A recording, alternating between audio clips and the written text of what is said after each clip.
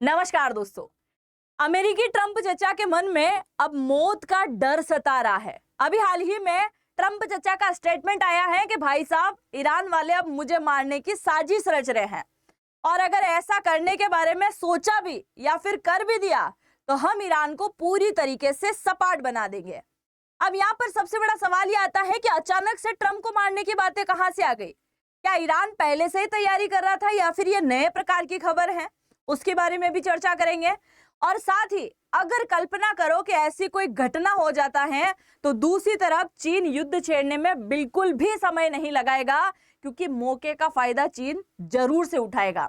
और ये किसके साथ में युद्ध लड़ेगा उसके बारे में भी चर्चा करेंगे। और इधर बेंजामिन नेतन्याहू, इजराइल के प्रधानमंत्री का स्टेटमेंट आता है कि हम तो ट्रंप के आदेश का इंतजार कर रहे हैं, चाहे भले ही वो हमारे यहाँ से फाइटर जेट ही क्यों ना हटा दे। तो आज के इस वीडियो में हम चर्चा करने वाले हैं कि आखिरकार ये खबर कहां से निकल के आई, क्यों वाकई में ईरान ट्रंप को मारने की तैयारी कर रहा है, और अगर ऐसा हुआ तो फिर दुनिया में कैसा भूचाल आने वाला है, सब के बारे में आज के इस वीडियो में हम चर्चा करेंगे।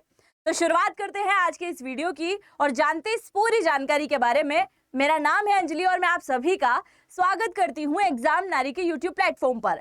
सबसे पहले आप जरा यहाँ पर देखिए, अभी हाल ही में आपको याद होगा कि खामनेई का जनाजा निकाला जा रहा है और उसी दौरान यहाँ की जनता यानी ईरान की जनता के हाथों में इस प्रकार के पोस्टर दिखाई दिए, जो केवल ट्रंप के लिए नहीं बल्कि बेंजामिन नेतन्याहू के लिए भी इस प्रकार के पोस्टर दिखाई दे रहे हैं।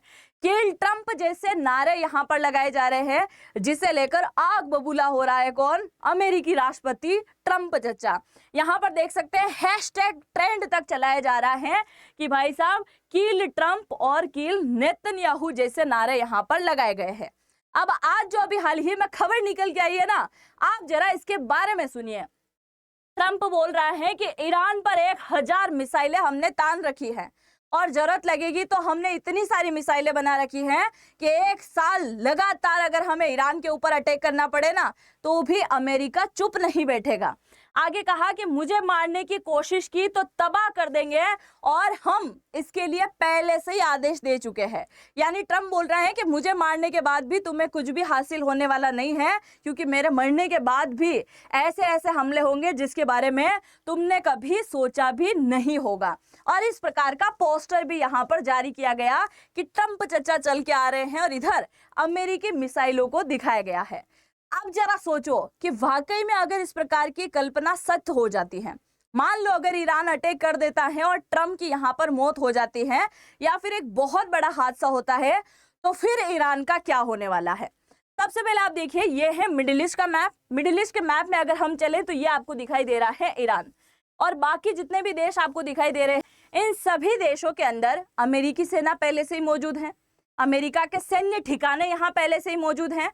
तो फिर क्या होगा? अमेरिका आदेश देगा कि अचानक से एकदम हर प्रकार की चीजों के ऊपर अटैक कर दो, यानी ईरान के जितने भी कमांड सेंटर हैं उन्हें एक साथ ये उड़ा देगा। ईरान के पास जितनी भी मिसाइल है, बाहर जितने भी सेंटर इसने बना रखे हैं, मिसाइल के तहखाने बना रखे हैं, उसे पूरी तरीके से फोड़ देगा, तबाह कर देगा। ईरान की IRGC Islamic revolutionary guard core जो है, उसके वरिष्ठ अधिकारी जितने भी होंगे उन सबको चुन चुन कर ये क्या करेगा? निशाना बनाएगा। और तीसरा, ईरान के जो नए सुप्रीम लीडर हैं उन तक की हत्या करेगा, यहां तक कि उनके परिवार तक को मारने की कोशिश करेगा। अब इतना ही नहीं, इसके अलावा साइबर हमले भी होंगे, बिजली पूरी तरीके से गुल कर देगा, बैंकिंग, कंप्यूटर, नेट, इंटरनेट कुछ भी यहाँ पर नहीं चलेगा। यानी ईरान को ये कुछ ही पल में अंधकारमय जिंदगी दे सकता है। और इतना होने के बाद अमेरिका यहाँ पर नए प्रकार के आर्थिक प्रतिबंध तक लगाएगा, क्योंकि अभी भी अमेरिका ईरान के ऊपर 5000 प्रकार के प्रतिबंध लगा चुका है और आने वाले समय में अगर ऐसा कुछ हुआ तो ये नए प्रकार के प्रतिबंध लगाने की शुरुआत करेगा। अब सबसे बड़ा सवाल ये है, क्या ईरान की जनता अभी खामनेई को जब लेकर जा रहे हैं और इस प्रकार के पोस्टर दिखाते हुए नारेबाजी कर रही हैं, क्या इस वजह से अमेरिका को ऐसा लग रहा है कि ये मारने की तैयारी कर रहे हैं? बिल्कुल नहीं। ईरान की जनता की वजह से ट्रंप का या फिर अमेरिका का ये स्टेटमेंट नहीं है, बल्कि इसके पीछे की वजह है सन 2020 की वो घटना। अब देखिए 2020 के अंदर क्या हुआ था। ये जो शख्स आपको दिखाई दे रहा है फोटो के अंदर, इसका नाम है सुलेमानी। ये कौन है? तो ईरान के आईआरजीसी का एक वरिष्ठ अधिकारी है। आईआरजीसी का वरिष्ठ अधिकारी ऐसा जिससे लेफ्ट हैंड माना जाता था अलीतुल्लाह खामनेई का, यानी जो सुप्रीम लीडर अभी हाल ही में जिनकी मौत हो गई है, उनका यह लेफ्ट हैंड माना जाता है। और इसके अलावा ऐसे कई प्रकार के बड़े बड़े डिसीजन ईरान के अंदर ले चुका है और बहुत ज्यादा चलती थी इस इंसान की, अब ये मान के चलिए। अब क्या हुआ, अमेरिका ने 2020 के अंदर क्या हुआ था, ये इराक का जो बगदाद वाला इलाका है, इस बगदाद के इलाके में ड्रोन भेजे और उसी ड्रोन के माध्यम से क्या कर दी, इसकी कर दी हत्या। जैसे इसकी हत्या हुई, ईरान पूरी तरीके से तिलमिला उठा और ईरान ने उस समय स्टेटमेंट दिया था कि हमारा सबसे पहला लक्ष्य यह है कि अमेरिका हमारा दुश्मन है और अमेरिका से ज्यादा हमारा दुश्मन है अभी प्रेजेंट टाइम का राष्ट्रपति ट्रंप। और उस समय से ईरान ने कसम खा ली थी कि हम ट्रंप को मार के रहेंगे। और उसके बाद नए नए प्रकार की साजिशें क्लियर होती आई हैं और ये बात कई बार जो है अमेरिका की खुफिया विभाग ने भी बोला है कि ईरान कई प्रकार की साजिश रच चुका है ट्रंप को मारने के लिए, यानी उनके देश तक भी पहुंचा है मारने के लिए। और अब ये प्लानिंग बड़ी जोरों शोरों से चल रही है क्योंकि ईरान बोल चुका है हम बदला जरूर लेंगे। अब वो तो बोल ही रहे हैं भाई साहब, इधर बेंजामिन नेतन्याहू का स्टेटमेंट आ रहा है कि हम भी ट्रंप की बातों का ही इंतजार कर रहे हैं कि कब ट्रंप का दिमाग घूमे और कब ट्रंप इस प्रकार का स्टेटमेंट दे कि नेतन्याहू आ जाओ, बीच में कूद जाओ। क्योंकि अभी कल परसों ही इजराइल और लेबनान का सीज फायर करवाया है, यानी इजराइल एक तरफ, ये इजराइल के जस्ट ऊपर लेबनान जो है इसके साथ युद्ध लड़ रहा था, अब इधर सीज फायर हो गया है तो ये खाली बैठे हैं, अब ये क्या करेंगे। अब ये बोल रहे हैं कि ट्रंप बस एक आदेश कर दे कि भाई ईरान के ऊपर अटैक करना है तो हम पूरी तरीके से तैयार हैं, पहला स्टेटमेंट। दूसरी खबर ये निकल के आई कि अभी हाल ही में अमेरिका ने ईरान से, माफ कीजिएगा, इजराइल से अपने फाइटर जेट पूरी तरीके से हटा लिए हैं। तो बेंजामिन नेतन्याहू ने कहा है कि भाई साहब इजराइल से जितने भी फाइटर जेट हटा दिए गए हैं, इसका अर्थ कदापि ये नहीं है कि अमेरिका हमारा साथ नहीं दे रहा है या फिर अमेरिका ने अब इजराइल का साथ छोड़ दिया है, बल्कि हकीकत यह है कि दुश्मन को पता भी नहीं चलेगा कि अब ये फाइटर जेट उड़कर कौन से बेस पर चले गए हैं, कहां से अब नए सिरे से हमले होने वाले हैं। यानी अब नए प्रकार से नए सिरे से युद्ध की प्लानिंग चल रही है, इस वजह से हथियारों की आवाजाही इधर उधर हो रही है। बाकी बहुत सारे जो कल्पना कर रहे हैं वो कल्पना करते रहो, इनको कोई फर्क नहीं पड़ता है। अब मैंने वीडियो की शुरुआत में ही कहा था कि अगर ऐसी कोई घटना हो जाती है और अमेरिका बड़े जोरों शोरों से ईरान के साथ युद्ध लड़ने में शुरू हो जाता है, जो कि पूरा मिडिल ईस्ट आग का गोला बन जाएगा। और इस प्रकार का अगर युद्ध होता है तो इस युद्ध में अगर सबसे ज्यादा फायदा कोई उठाएगा तो वो हमारा पड़ोसी देश चाइना है। फायदा भी उठाएगा और इसके साथ एक नए प्रकार का युद्ध भी ये छेड़ सकता है। कैसे फायदा उठाएगा? सबसे पहली बात अगर हम बोले तो आप जरा यहाँ पर देखिए, ये आपको दिखाई दे रहा है वर्ल्ड मैप। वर्ल्ड मैप में आपको चाइना दिखाई दे रहा है। चाइना का ये वाला भाग जो प्रशांत महासागर वाले इलाके में, यानी कि पैसिफिक ओशन वाले इलाके में, ये है साउथ चाइना सी, है ना, ये जिसमें 9 देश लाइन लगती हैं, जिसके बारे में मैंने आपको कई बार समझाया, जिससे ऑस्ट्रेलिया, इंडोनेशिया, फिलीपींस, ताइवान, कई सारे देश बहुत बुरी तरीके से परेशान है।